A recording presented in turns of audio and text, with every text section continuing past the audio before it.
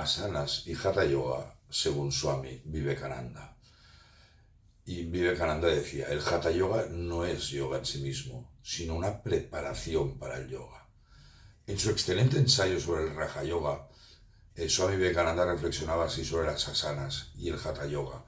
Como vemos, ya nos avisa que el hatha yoga poco aporta al crecimiento espiritual. Si no conocéis a Swami Vivekananda, aquí tenéis una foto. Y pensar que si hoy en día en Occidente conocemos el Raja Yoga, las sutras de Patanjali, e incluso el Vedanta y el Bhagavad Gita, es gracias a Swami Vivekananda. Vivekananda había nacido en 1863 y murió en 1902 y fue el principal discípulo de Ramakrishna. Abordó el tema del Hatha Yoga con respeto, pero con una visión crítica y selectiva. Aunque reconocía su valor como disciplina preparatoria, enfatizaba que el fin supremo del yoga no es la salud física ni los poderes sobrenaturales, sino la realización espiritual. Vivekananda consideraba que las prácticas físicas como las asanas, pranayama o las kriyas pueden ayudar a preparar el cuerpo y la mente para la meditación, pero no deben confundirse con el objetivo espiritual del yoga, que es el moksha, la liberación, la unión con lo absoluto. Vivekananda criticaba el énfasis excesivo en el cuerpo físico y advertía que sin una base ética y espiritual, el hatha yoga podría desviar a los buscadores hacia el ego o incluso al exhibicionismo, y algo que desgraciadamente lo estamos viendo día a día en todos los centros de yoga. Y Vivekananda decía, hay personas que piensan que si el cuerpo se vuelve muy fuerte, la mente también lo será, pero eso no siempre es así. Soy Pedro Noney, experto y traductor del Gita y de toda la obra de Vivekananda. Si consideras que es necesario dar un enfoque espiritual a las asanas físicas, a este yoga que practicamos en Occidente, tenemos una formación que se llama Espiritualización de Asanas con el Bhagavad Gita.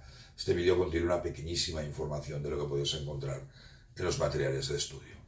Y os voy a leer una parte directamente del ensayo sobre el Raja Yoga de Vivekananda que he traducido yo al español. Y decía, el siguiente paso es la asana, la postura. Cada día hay que hacer una serie de ejercicios físicos y mentales hasta alcanzar ciertos estados superiores. Por lo tanto, es muy necesario que encontremos una postura en la que podamos permanecer mucho tiempo. Aquella postura que sea más fácil para uno debe ser la elegida. Y eso nos lo dicen los sutras de Patanjali y también el Gita, que nos dice manteniéndose firme, sosteniendo tronco, cuello y cabeza en línea recta e inmóviles, fijando sus ojos en la punta de su nariz y sin mirar a su alrededor. Y Vivekananda continuaba, esta parte del yoga es un poco similar al Hatha Yoga, que trata enteramente con el cuerpo físico y su objetivo es fortalecerlo mucho. No tenemos nada que ver con esto aquí, porque sus prácticas son muy difíciles y no se pueden aprender en un día y después de todo no conducen a mucho crecimiento espiritual. El resultado de esta rama del yoga es hacer que los hombres vivan mucho tiempo. La salud es la idea principal, la única meta del Hatha Yogi. Está decidido a no enfermarse y nunca lo hace. Perdón, vive mucho, 100 años quizás, no es nada para él. Es bastante joven y fresco, incluso cuando tenga 150 años, sin un cabello encanecido. Pero eso es todo. Una higuera vive a veces 5.000 años, pero es un árbol de higuera y nada más. Entonces, si un hombre vive mucho tiempo, es solo un animal sano. Una o dos lecciones ordinarias de los hatha yogis son muy útiles. Por ejemplo, algunos de vosotros encontraréis bueno para los dolores de cabeza beber agua fría por la nariz, tan pronto como os levantéis por la mañana. Todo el día tu cerebro estará agradable y fresco y nunca te resfriarás. Es muy difícil de hacer. Mete la nariz en el agua, sácala por las fosas nasales y haz un movimiento de borbeo con la garganta. Después de haber aprendido a tener un asiento firme y erguido, como nos dicen los sutras y el Gita, hay que realizar, según ciertas escuelas, una práctica llamada purificación de los nervios. Esta parte ha sido rechazada por algunos por no pertenecer al Raja Yoga, pero como una autoridad tan grande como la aconseja Adi Shankara, creo apropiado que se mencione y citaré sus propias instrucciones de su comentario en un Upanishad que podemos leer. La mente cuya escoria ha sido limpiada por pranayama se fija en Brahman, por lo tanto se declara pranayama. Primero se deben purificar los nervios, luego viene el poder de practicar pranayama. Tapando la fosa nasal derecha con el pulgar, a través de la izquierda por la fosa nasal llena con aire. según la capacidad. Luego, sin ningún intervalo, echa el aire por la fosa nasal derecha, cerrando la izquierda. Nuevamente inhalando por la fosa nasal derecha.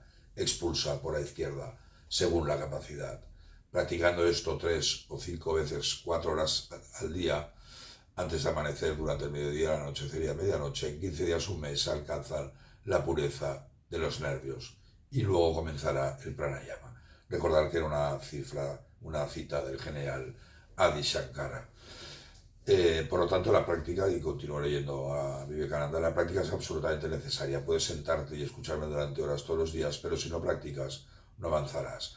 Y ahora hago un paréntesis y os leo un verso del Gita que decía: otros absortos en las prácticas de control de la energía vital, pranayama, sacrifican lo externo, el prana, en lo interno, apana, y lo interno en lo externo, o controlan el flujo de esa energía vital interna y externa.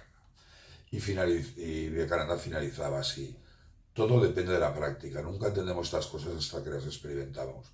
Tenemos que verlas y sentirlas por nosotros mismos. Simplemente escuchar explicaciones y teorías no servirá. Hay varios obstáculos para practicar. El primero es un cuerpo enfermizo. Si el cuerpo no está en un estado apto, la práctica será obstruida. Algo nos recuerda Patanjali también. Por lo tanto, tenemos que mantener el cuerpo en buena salud. Tenemos que cuidar lo que comemos y bebemos y lo que hacemos. Utiliza siempre un esfuerzo mental para mantener el cuerpo fuerte. Eso es todo. No hay que hacer nada más sobre el cuerpo. No debemos olvidar que la salud es un medio para un fin. Si la salud fuera el fin, seríamos como animales. Los animales rara vez se vuelven enfermos. Genial, como siempre, Swami Vivekananda. Y recuerda, el Hatha Yoga basado en el cuerpo no conduce a mucho crecimiento espiritual. El Raja Yoga, sí. Muchísimas gracias. Om Namaste.